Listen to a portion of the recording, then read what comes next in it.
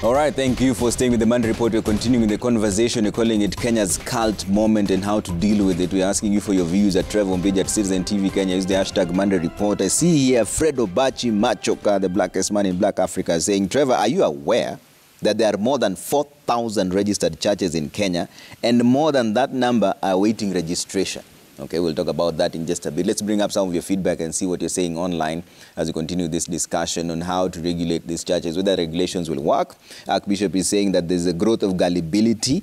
There's a concern whether is this a growth of gullibility or a growth of desperation from the people. But we'll talk about that in just a bit with Dr. Gitau, who's here. Becky Nalepo says religion requires morals more than education qualifications. Respect to life is a moral. When a pastor encourages people to fast to death, he has no morals. Okay? Mugasia says the Kilifi starved to death suicide church is just the tip of an iceberg of how Christianity has transformed into cultism. Okay? Wagaruri says sensitization will be ineffective. We don't sensitize people against terrorism. We use the force of the law to curb this menace, employ the law. Who can open a church? What's their training, the experience? Regulate churches per square mile. Okay, we'll talk about regulation. Seems to be the biggest conversation here. Babu Michael says it's not only Mr. Mackenzie who is taking advantage of the general public and misleading them to cults, but many churches in this country. This is a country where most people believe so much on pastors without a second thought. It is sad. Okay? Orutua Sam says we can blame the government intelligence or people, but credible churches are part to blame because they are in a better position to make a difference between cult and true religion. Where were they for things to reach such level with Pastor Mackenzie? Okay? Babu Michael again says, in a country like this of ours, Kenya, where some feel more religious than others, it sometimes becomes very difficult to raise genuine issues on regulation of churches. If you do so, you are seen as the real cult now. Okay. Washika Ken says the Shakahola massacre should be the last one to happen in this country. Let the security agencies do their work diligently and the courts to administer justice to be a lesson to all pastors and preachers. Dr. Gitau, we wanted to hear your views on this. Can this be reversed in terms of from the people's perspective? When an entire family now decides that this is the cult they're following or the religion they're following, how do you deal with that as a psychologist? Where do you start? Do you start with the head of the family? Can it be reversed? What happens? How do you rescue people already in this? Well, may I begin, Trevor, by saying even the people who are actually on the scene right now, they need support. I hope that is being organized for them because you may have a spillover that I went to help, but I'm coming out worse than I went to help. The family can be helped. And we do have family therapy. And in family therapy, when you bring people together, sometimes you can identify some serious cases and they are set aside. But in such a case, we think of what we call critical incident debriefing, whereby you have to think of what is happening right now. Because there are some people who've been following, and until this has happened, they never knew it was this dangerous. And so it's coming out as a shock for them as well, because not every follower now is dead. Some are just somewhere now in shock. And they need this critical incident debriefing, which is a psychological first aid, where they can be helped to stabilize psychologically. And this is going to divert maybe or even protect them from developing serious mental health conditions in future. When I talk about family therapy and individual therapy, you may find in a family, I'm sure, Trevor, as I look at you, even to here, you will find that we followed our parents when we were young. We followed the churches where they took us. Because like you were saying, when you have a child below 11 years and below, their abstract thinking is not well developed. So they're not able to tell what is right and wrong so well. They're not able to rationalize. And so they will follow their parents. If in the worst case scenario, this family has some practices, indoctrination, the kind of parenting style in that family, you will find that whereas a man is supposed to be wholly developed body, mind, and spirit, so the body might develop because maybe you are eating well, and we are aware of our bodies, Yeah. the spirit in the church is fed. And you know that is more philosophy than science. Yeah. But the mind is actually ignored. And so you might find someone who is well schooled, they are doctors like me, they have masters and all that, but their thinking faculties has not been developed so well to be able to be creative on its own, Yeah. to be imaginative on its own. And if you look at Africa in general, don't be surprised why we are not creators of stuff. A lot of our upbringing is more centered on us thinking our own physiology and probably thinking about a God who has to come and rescue us and all that. But our thinking is somehow fractured. And so you may find that at this point, should you ever get into an incident that compromises your psychological well-being, Yeah. you will go down quickly. It doesn't matter your education. It doesn't matter. You see, like now people are being resource touched levels. by one of the cases there, Yeah. the cabin crew, and we are thinking, no, we respect these people. Yeah. When we are flying up there, they're the ones who tell us we are okay. A very well exposed What happened? individual. Yeah. We have seen other people following people. You're like, how can you follow Trevor, Yeah. who didn't even go beyond class 8, but he's the one leading you? What is it? There has to be some vulnerability in you. And so for me, the families, if you look at most families that grew up following one faith, you cannot lack where there is freedom of thought and choice in families where somebody says, no, I'm not going to put on that turban anymore. I have discovered this is the path I want to follow. And they don't fight. Just like the way you find maybe you have a Muslim in a family and they have married a Christian. And they're like, is that what you believe in? I don't think we allow in many families that freedom even of worship and even choice. And if I come close to the issue of mental health, we only think people are not okay mentally when they go out there without clothes or when they become violent.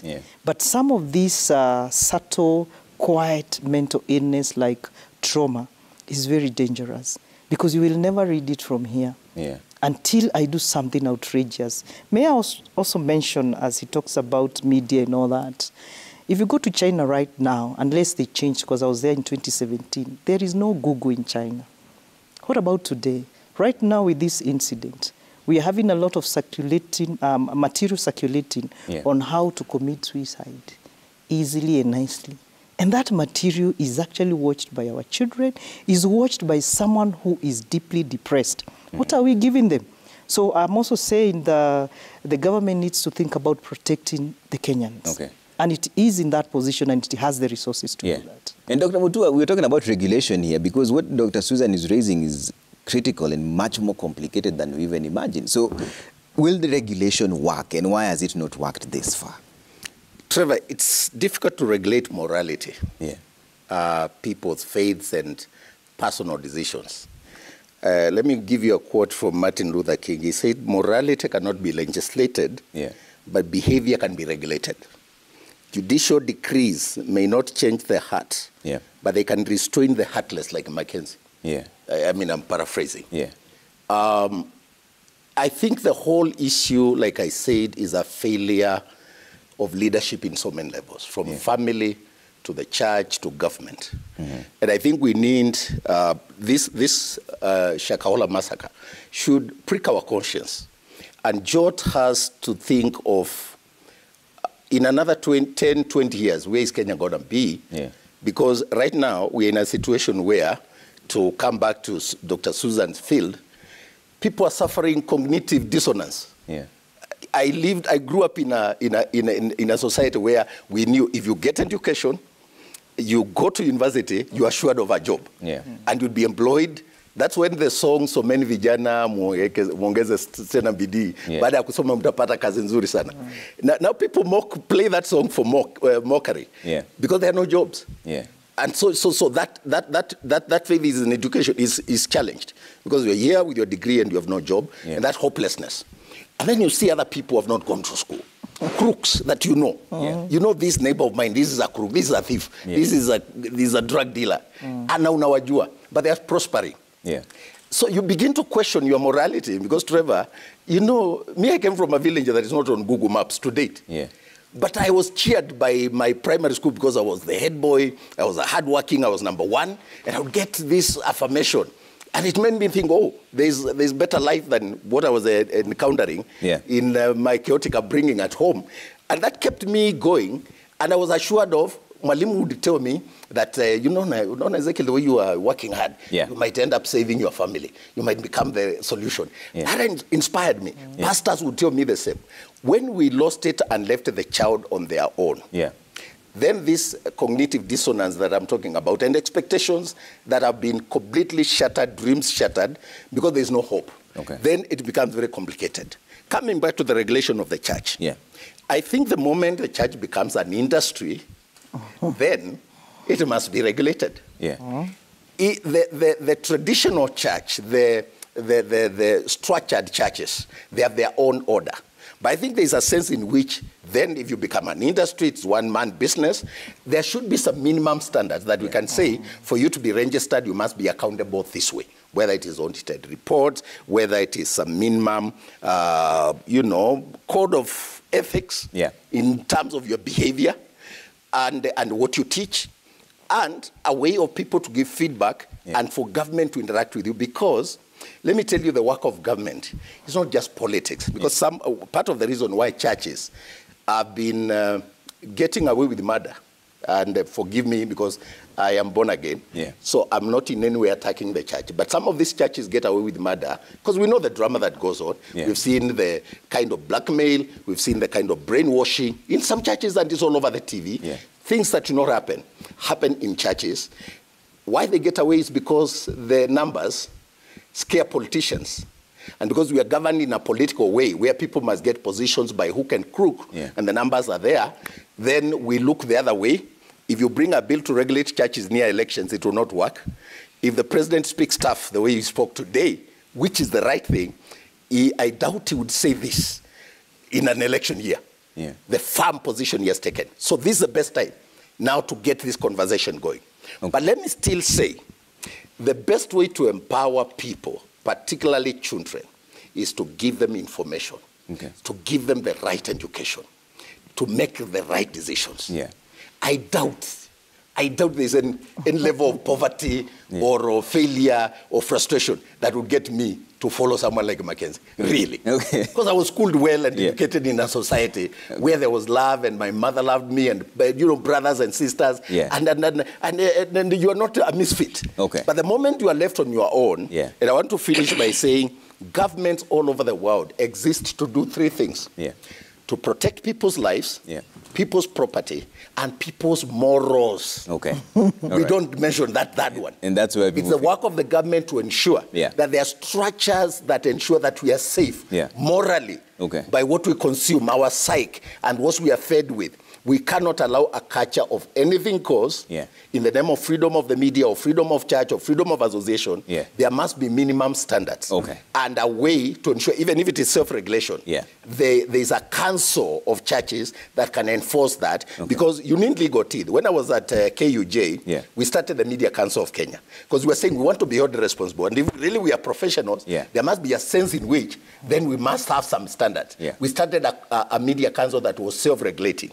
It didn't work. I remember when Raphael Otojo was the minister, he told me this thing has no legal teeth. You summon a journalist who is wayward and they don't appear, what do you do? So we formed the Media Council of Kenya with an act of parliament and see what it is doing now and now the level of growth and professionalism in the media. So we need to bring some of these standards. Also in the church, because if you're existing in a country that has laws, like I said, you may not regulate behavior, you may not legislate morality, but you can regulate behavior. Archbishop, why has self-regulation consistently failed from the church's perspective? Is it because it has become an industry, like Dr. Mutwe is saying, with an unholy alliance with politicians? I would not perhaps just use that as the reason. There is no doubt that there is a lot of self-interest, and even Madam Doctor there was speaking about the narcissism, the centeredness, this person is everything, and there is a tremendous growing messianism. So everyone feels they have the right, and not only the right, but no one should be above them.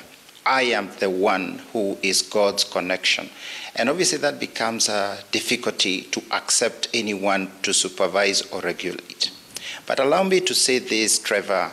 I think there is also something we also sidestepping a little bit, that, and this is Kenya, we always have knee-jerk reactions. Now we are speaking about a church, but in Kenya we've become very used to the instrumentalization and manipulation of misery. In politics, we see it. Even now with what has happened with this sad situation, more than the sympathy, condolences, and looking for those persons who we need to condole with and be with, what we see is everyone is going to fly there to see, to be seen by the media. Everyone wants to be there. It's no longer about the people. It's no longer about the families that are in trauma. It's not about the village. It's about me. So everyone is going to make their place there. Anyone who has a name in this country must appear there. This is an instrumentalization of misery at the political level, at the leadership level, at the chiefs level, at the media level. Instrumentalization of misery, so that the media houses that are able to put the most gory images are the ones who are going to be the best media houses. And as Dr. Ezekiel was saying, we seem to have forgotten that there is need to think about the individual person, the person's well-being. And that is why we are going to start speaking about the mental health, is that we protect the persons and we wrap up, embrace them, and shield them from anything that is going to break their humanity, their personality, their thought process. But we are in a situation where manipulation and instrumentalization is a major tool we are using. Yeah. So even in this church setting, what we have to do is to contain instrumentalization and manipulation of misery. Misery is a deep cause of what we are witnessing. How can we regulate that religious leaders don't use misery as the tool for their growth of their churches, because they are given false promises and false miracles, and by manipulating and capturing people so that they gain wealth-wise? I think here is an issue that is a bit bigger. We are sidestepping too easily, simplifying it, that we need to go deeper when we speak about regulation. Yeah. It's a bigger cancer. Yeah. That we have to address. Archbishop, should it be clearly spelled out? Because you bring a very interesting perspective, instrumentalization of misery. Now, how do you regulate and draw a line between faith and deceit? Because there are moments where you walk into a church, somebody walks in crutches, and then they're prayed for and they walk away. You walked in with a headache, you're prayed for, the headache doesn't go away. Then you're told you don't have enough faith. So that difference in drawing the line in faith is and deceit. difficult. Yeah? Yes. I think we saw some images just a few days ago of kids who are on wheelchairs, who have been trained to go and play miracle work, and they were smoked out by the police, and they were told to stand, and they stood. All of us know the stage managing that goes on. But even government knows. Even we do know, we Kenyans. But we want to be in that make-believe world. How do you regulate it? Regulate it by asking those people who, again, especially in those issues which have faith about healing, which brings danger of death. Like it happened, I think, in Nakuru, where people were taken out from the hospital to go to a healing session, and several of the people actually lost their lives because they were going there to be healed. So those who claim to be healers and miracle workers, it is important that we put some regulation, that there must also be certification, medical, scientific. It's not enough to say that I have healed you and you're a cripple, get up and walk. And if the cripple breaks his legs, that person who did that is liable. The religious leader who told that man to get out of the wheelchair and he broke his leg because he believed he had been healed is liable to be taken to court. This is the kind of regulation that when you claim, you must also certify or be ready to be questioned about that claim.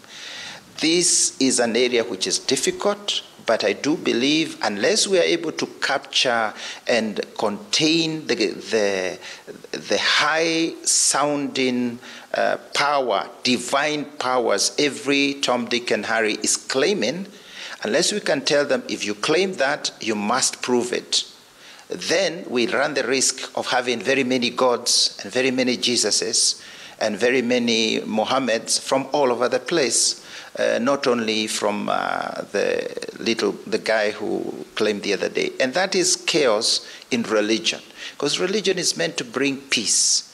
And when it destroys the harmony, even in thinking and in living, it actually destroys a person's enjoyment of human life itself. And so there's a lot at stake, as Dr. Ezekiel was saying. The government must be concerned that when religion is abused and misused and instrumentalized for ill, even in this case for evil, then the whole society runs the risk of actually disintegration into dehumanized and therefore beastly relation. All right. We're running out of time here, but I'd like to give you a chance for closing remarks on where do we go from here. Reverend Sami Wanaina, Provost, All Saints Cathedral, says, what's the difference between Mackenzie and politicians who take advantage of the people, indoctrinate them negatively? Those who steal to deny health care, education, and government services to the poor. We have many Mackenzies in Kenya. It's a societal problem of greed. Do you agree, Dr. Gitau? Is this a societal problem of greed, and what kind of support do now the people require at this particular? Actually, it's become that's true. Like trade, Yeah. And I'm happy because Archbishop Muheria, that I really respect his reasoning quite a lot, is agreeing. And listen, if for me, a mental health practitioner, under the laws of Kenya, I require a minimum of a diploma, higher diploma, to actually deal with a client and operate under someone with a degree, because I will be holding people's lives. If a pilot must be assessed every 6 months, holistically, medically, whether you've been addicted to substances, even mental health assessment, why not somebody who has a following, or even over 50 people? Because you are actually holding people's lives. So for me, I would basically say, if we really care, we are going to actually ask for minimum requirements. Because there are people who say, of course, I have been divinely appointed, anointed, and because everyone, that's why we follow the socialites, and that's why we also follow some people we say, oh, that one is a star. Because they kind of give us a sense of confidence that you and I may not have. So we think there must be something special about this person. Yeah. But I'm telling you, if mental health assessment, there is a saying that goes that all of us are mad. It's a degree that differs. But some people are sick. And from what Dr. Mutua has said, we have watched stuff happening. Somebody is being told, do this, do that, kneel down, wake up, and people are clapping and they are praising God. Surely the whole of that multitude is sick. Because you have, like Archbishop has said, religion or the church or any faith-based institution is supposed to bring hope. So why then do I go to a church when I'm hopeless and then you kill me using that instrumentalization of my misery? When we are talking about the brain itself, let me just use a very simple explanation of the brain. The tripartite brain, we have the autopilot brain, where we all share with the animals, where I react instinctively if I am under attack. We have the limbic brain, which is bigger, or the mammalian brain, which is bigger in women. Look at most cults and even most churches. The people that will follow doctrines that don't make sense are women. So who is protecting women anyway? We have the thinking brain that God set us apart from all the animals. Now, how many people who fall prey of these cults and doctrines that are denying somebody their right as a human being and lowering their human dignity? And who is thinking along this line? So for me, I want to let the church know, if you want to work well and bring out a holistic person, then you have to embrace mental health. because man is body, mind, and spirit. Okay. So how are we building the mind? Well, I'm also happy with Archbishop Muheria, because if you go to St. Paul's chaplaincy here and maybe Holy Family Basilica, you will find they have a whole counseling unit run by professional counselors. If you go to CITAM, and if you go to CITAM, has one of the best programs for children. And for me, Trevor, I want to echo this. Bring children here and they can tell you the things they have learned from their parents, the things they have learned from their teachers, the things they have learned from us. I hope one day you can bring them and ask them questions regarding where they are at this space, and I can tell you with the projection how they will be. Like majority of people who are learned and following people like Mackenzie. Okay. Dr. Mutua, closing remarks. Where do we go from here as a country now? We must go back to the basics. Basics where good is celebrated and the evil is demonized and called out. It doesn't matter who is doing it. We live now in a country where bad people are celebrated, where it is a catch of celebrities and socialites calling the show. And we celebrate these things as a way of life. And good people are never celebrated. It is very difficult to be a good person in Kenya today. It is a punishment to be good.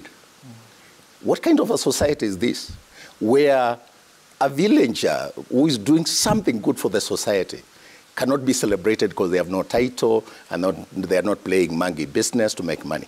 A church person, a church pastor who is doing it right way has no followers because they're not doing drama.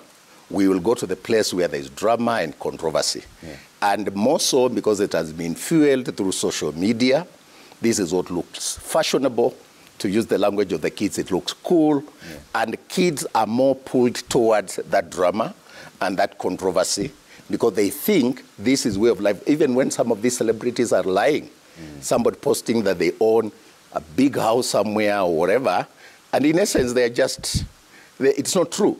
Or these stories that you hear, 6 things you didn't know about Dr. Ezekiel Mutua, and the number 5 will shock you. And you go there and you find there's nothing. And we are like, it looks fun, And we are teaching our kids it's okay to lie. It's okay to cheat. We know people who are immoral, who are holding positions. And they're the ones with the money and the authority and the power. And we know, we're not foolish. People look at these things, and particularly the children, and they are confused. We must begin to think about the next generation. It must be Trevor, who doesn't care how much money you have. You don't have to land with a chopper for you to be respected. If you are disciplined, you are hardworking, you love people, you uphold societal, positive societal values, you are celebrated and you are popular. Even if you have no money, you have no car, you came by foot or by bicycle or boda, but you are popular because you do the right things. We must have a structure in society. And that's what I was promoting at KFCB. So for me, I think if there was an institution in government that should be funded, it's actually Kenya Film Classification Board. I left, so nobody should accuse me of conflict of interest. But really, they need money to do sensitization. Because when you control what feeds the mind, particularly you take care of children and you protect them from exposure to occultism, to drugs, to violent content, and so on. That is all over, and they're following that. And these celebrity status, and you are able to sensitize them. We established programs where we worked even with organizations like Google to start digital parenting for parents to get involved and to monitor what their kids are watching, but also play a part and work with them. And I think we need to support institutions like this, and also where I am Music Corporate Society of Kenya, so that musicians and our artists can produce content that glorifies good and castigates evil. So that in the end, when you hear a good song, it has a following. And it's well packaged, it has quality, and it can be bought. Right now, we have conditioned our artists to think. If content has no sexual content, no vulgarity, it will not sell. Remember when I banned the song, I don't want to mention one of them, Wamlambe, but you remember? I think it's Pastor Watershed. You remember how I was bashed and trolled? There was a boy, a young man I interacted with, and I called him to the office, who did a song called Taka Taka, objectifying women and saying, when takataka utakufa. I don't know if you remember the song, gory. And nitakuja kwa mazishi yako, nitacheka ukizikwa. Do you remember something like that? And I was alone. So I was wondering, am I normal? Are we normal? Because this is not right. Yeah. And by the way, that time there's a boy who traveled from Thika to Eldoret and killed a girlfriend. Yeah. There were songs, and this is an agenda. I don't know whether it is by the devil or whether it's by some groups of people somewhere who thrive on societal disorder and lawlessness and prey on people's hopelessness to just mislead them, show our kids life is meaningless so you can hang yourself, and we glorify suicide and we glorify these things. You remember the boy in Kiambu who took a panga and almost wiped out his entire family, and we were saying violent content. If you expose your children to violent content, they are likely to become violent as adults. We need to pay attention to some of these things. Okay. In other countries, people like Ezekiel Mutua would be very popular, and they would be much sought after because of the agenda that we're articulating to protect children and to protect our moral values. But you know the story. You know it is not the case. It is the reverse. That's why I'm telling you. It is difficult to be a good person in Kenya. You have to pay the price, and I'm encouraging anybody, because there are people I mentor and they tell me that I inspire them, that you stay the cause. With or without opposition, with or without money, it pays to be good. Ultimately, a good person is a good person, and good will never overcome evil in the end. And we should know that there's a reward in this world and the world to come by just upholding values the way we were brought up in school and were celebrated. Back to KFCB, the empowerment for sensitization. This should be the program for all government agencies to engage more with the society, to talk to people. We have started a program where I come from in Mwala, where we work with the police, and they remove their uniform and integrate with the people so that they can get information, so that they can be able to finish the crime and deal with the crime, because people are giving them information. Until we get there to the basics, where parents take their role, parents become parents, religious leaders become religious leaders, not Mackenzies. Until we go back to the morals where you are celebrated because you are disciplined, you are a good person, we have lost a Trevor. All right. Archbishop, closing remarks. Where do we go from here as a country? First and foremost, Trevor, we must, looking at what has happened, condole and sympathize with the people who have suffered this tragedy. We should not be too quick to judge and condemn the so-called victims of all this, and rather we should reach out to them. And all Kenyans should feel close, and that should be the attitude even in our reporting and looking around the survivors and those who are affected, because it's important that such tragedies are also handled with humanity. The second is to say the religious leaders, my message to them.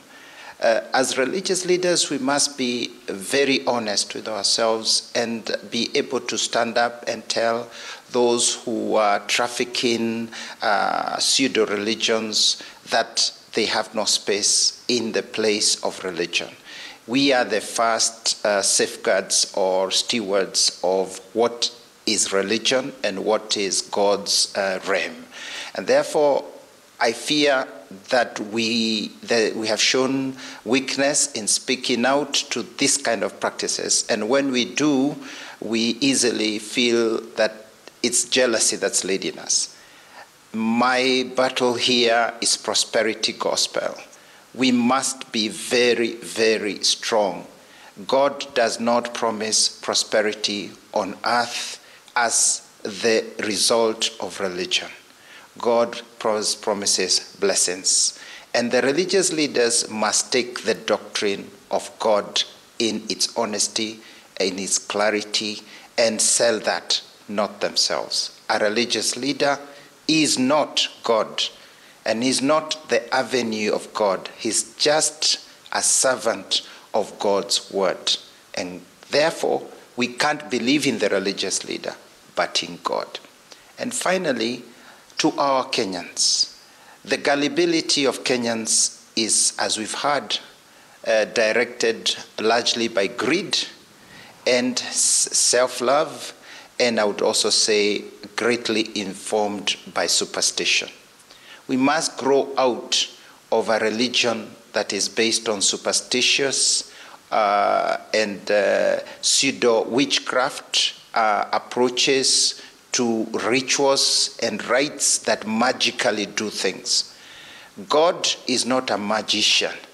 God is a loving Father, and we must once more clarify faith as God who is merciful, who uplifts us, who gives us hope, who embraces us in our misery, who is ready to make us great, even though we may still remain externally perhaps not very great in the temporal measurements. All right. This, for Kenyans, must be ready that we embrace this. And I would also ask Trevor that we continue this conversation beyond the church regulation and continue this conversation about honesty and the issues of corruption of the mind, of the heart, of actions, corruption of the church, and corruption that we have seen, as we've said, of this instrumentalization and manipulation of misery. Thank you very much for having me. Thank you so much, Archbishop Anthony Muhere, is the Archbishop of Nyeri Diocese, Dr. Ezekiel Mutua, MCSK CEO, and Dr. Susan Gitau, counseling psychologist. Thank you so much for making time this evening. This is a conversation we cannot end now. We'll continue having this conversation in future, but stay out there and look out there for your brothers and sisters as well. Stay safe, stay blessed. My name is Trevor Ombija, and good night for now.